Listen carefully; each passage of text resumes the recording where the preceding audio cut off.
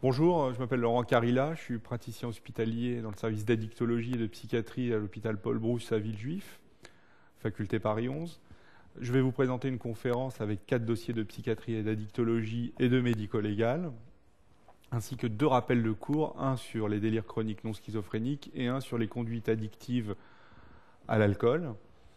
Je suis conférencier depuis de nombreuses années et également auteur de l'intermémo de psychiatrie et d'addictologie, dont la nouvelle version vient de sortir en mars 2007. Bonne conférence. Dossier numéro 1. Donc l'énoncé, vous recevez un patient âgé de 34 ans amené par les pompiers et accompagné par son épouse pour état d'agitation au domicile. Votre patient parle fort sans que personne ne puisse l'interrompre, le débit est rapide, les idées et les plaisanteries partent dans tous les sens. Sur un ton amusé et cynique, il vous dit « il y a quelque chose de vraiment grandiose de se retrouver là où personne ne peut être. Je veux dire, proche de tout ça, je suis quand même très très bon, grand, grandiose, magnifique, tu vois. Ça m'énerve là que certains ne soient pas contents. » En voyant passer une élève infirmière, il déboutonne un peu sa chemise, alors qu'il est déjà un peu débraillé. « Ok chérie, viens me voir, je vais te montrer qui est le king du sexe. » Cette familiarité est inhabituelle chez ce chef d'entreprise. En reprenant l'entretien, il vous dit en très grande forme « Mon coco, il n'a pas dormi depuis quelques jours, il a moins mangé, mais à quoi ça sert ?» Selon son épouse, il était agité, irritable depuis quelques jours, mais ce soir c'est allé loin. Il a commencé à vouloir tout déménager dans la maison et cet après-midi, il s'est mis dans la tête qu'il fallait acheter une Porsche Cayenne pour moi et une pour lui. Il ne prend plus aucun traitement. L'examen clinique somatique est normal, les dosages urinaires de toxiques et l'alcoolémie sont négatifs. Votre patient ne veut pas rester, ne veut pas de traitement car il ne comprend pas l'intérêt d'être là avec vous. La question numéro 1, faire la description symptomatique de l'observation. La question numéro 2, quel diagnostic proposez-vous? La question numéro 3, quels autres diagnostics aurait-on pu discuter? Et il faut argumenter la réponse. La question numéro 4 commence par ceci. Il existe dans l'histoire clinique de votre patient des antécédents d'un épisode similaire et d'un épisode dépressif majeur avec des caractéristiques mélancoliques qui ont nécessité une hospitalisation et tout ceci a été résolu sous traitement médicamenteux. Quel diagnostic précis proposez-vous? Que faire devant le refus de votre patient d'être soigné? La question numéro 5. La question numéro 6. Quelle autre mesure médico-légale est nécessaire? Et enfin, question numéro 7, quelle est votre attitude thérapeutique? Alors la question numéro 1, faites la description symptomatique de cette observation. Il faut être méthodologique. Il faut reprendre toute l'observation sur un brouillon et vraiment faire ressortir les mots-clés. Les mots-clés d'une analyse symptomatique d'une observation de ce type-là sont les suivants. Il faut toujours commencer par tout ce qui est aspécifique. Donc en l'occurrence, les prodromes aspécifiques, l'insomnie et l'irritabilité, sachant que l'insomnie est un marqueur précoce de tableau clinique de ce type. Un mot-clé important, l'hypertonie, avec l'euphorie, l'optimisme et l'hypersyntonie. Un autre mot-clé important, la tachypsychie. La tachypsychie, c'est la fuite des idées, la logorrhée, les propos désordonnés, la distractibilité et les plaisanteries.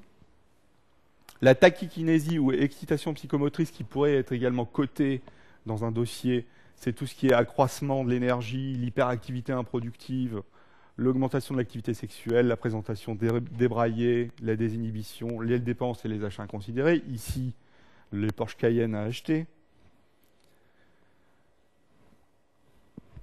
Les idées délirantes congruentes à l'humeur, et j'y reviendrai après, mais ici on a de la mégalomanie, des grands projets, de la toute-puissance, de la supériorité.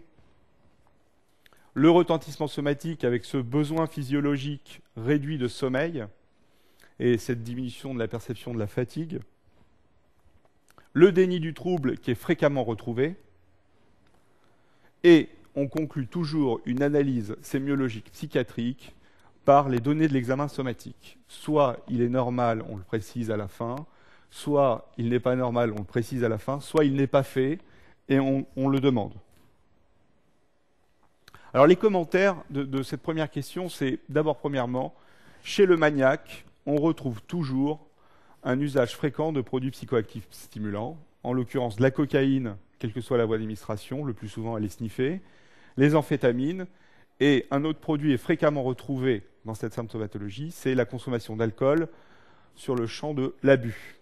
Des signes neurovégétatifs peuvent également être présents, et ils sont essentiellement liés à l'agitation.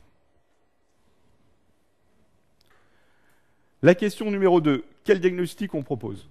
Alors, quand on fait une bonne analyse sémiologique, on a le bon diagnostic. Et la méthodologie veut que même si on ne demande pas de faire d'analyse symptomatique de l'observation, il faut le faire sur le brouillon pour obtenir le maximum des points au diagnostic. Ici, c'est simple, c'est un épisode maniaque, qui est le mot-clé qui sera coté, et également qui pourra être coté l'accès maniaque. C'est synonyme. Pour être plus précis, on est dans l'ordre du second épisode. La question numéro 3. Quels autres diagnostics auriez-vous pu discuter? Argumentez votre réponse.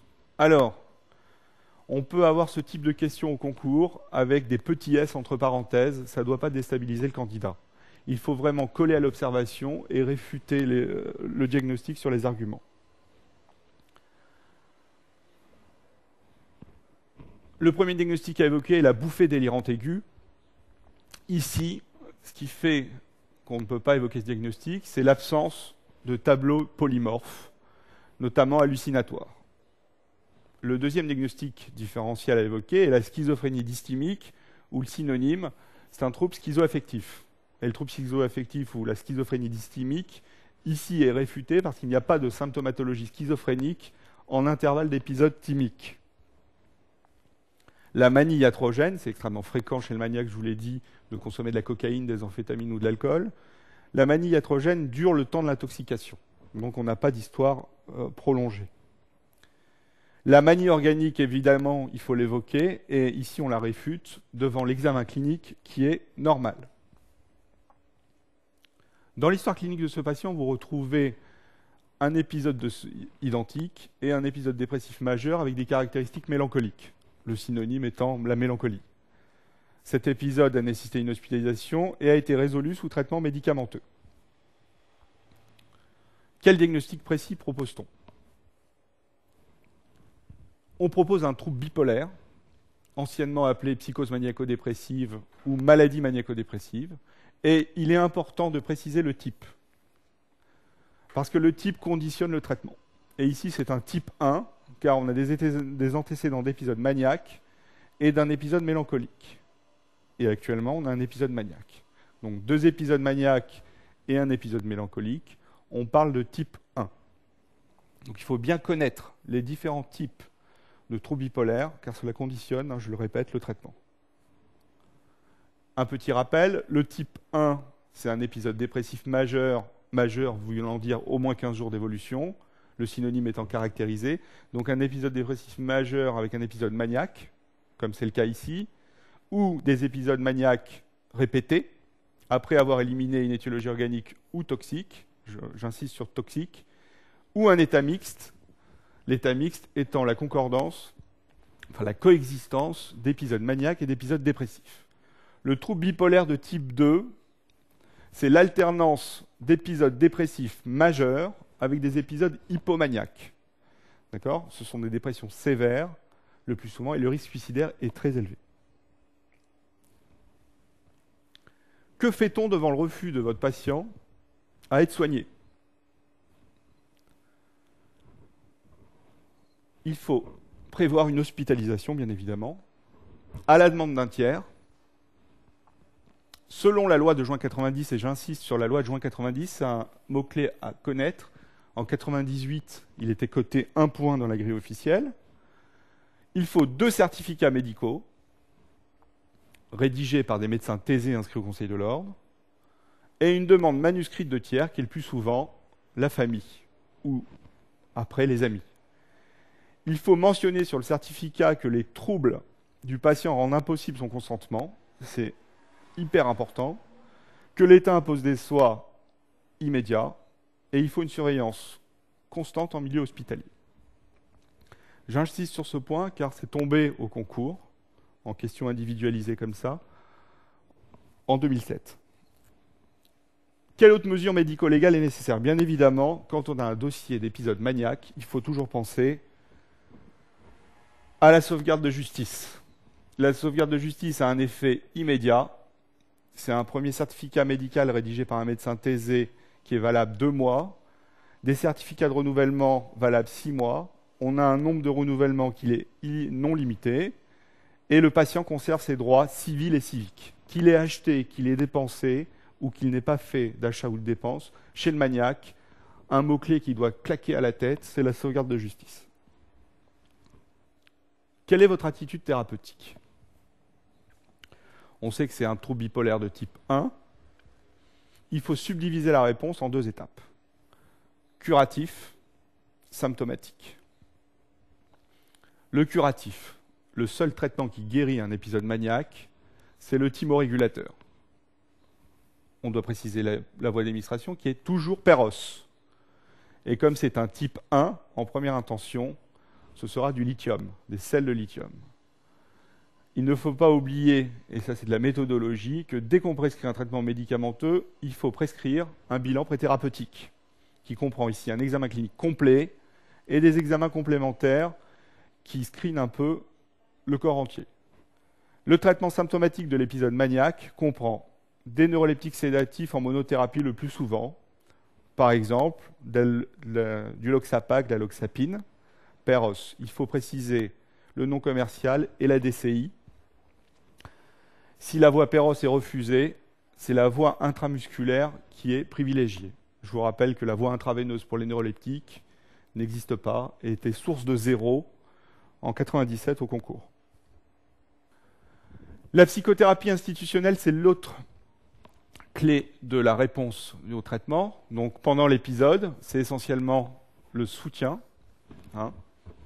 et le suivi ambulatoire qui doit comprendre l'approche médicamenteuse et les psychothérapies. Donc le suivi ambulatoire, l'approche médicamenteuse, maintenant au concours, on ne marque plus surveillance de l'efficacité, de la tolérance et des effets secondaires, mais on précise ce qu'on fait. Donc la durée du traitement neuroleptique sédatif, c'est 1 à 3 mois. On diminue progressivement la posologie une fois que l'agitation diminue et que les effets antimaniaques du thymorégulateur se mettent à agir. La durée du traitement thymorégulateur, c'est à vie. C'est un peu esprit internat, esprit examen national classant, mais c'est la réalité aussi. Les psychothérapies en ambulatoire, après l'épisode d'hospitalisation, c'est une approche, c'est un mot-clé qui est énorme, psychoéducative. Et on prévient les récidives par de la thérapie cognitive et comportementale. La surveillance, on surveille bien évidemment l'évolution clinique, donc la symptomatologie maniaque, la lithiémie, d'accord, tous les 3 mois, et lors d'un doute sur un surdosage médicamenteux, et annuellement, les RMO le disent bien, c'est pas la peine de mettre toute une tapée d'examen, c'est la créatininémie, la clairance et la TSH. Ça c'est juste pour rappel. Quand on utilise du lithium en forme classique, on fait une lithiémie 12 heures après la dernière prise, et la lithiémie doit être équivalente à 0,5-0,8 mEq par litre. Quand on utilise des formes à libération prolongée, 12 heures après la dernière prise, elle est comprise entre 0,8 et 1,2. Et je réinsiste, pas de voie intraveineuse pour les neuroleptiques.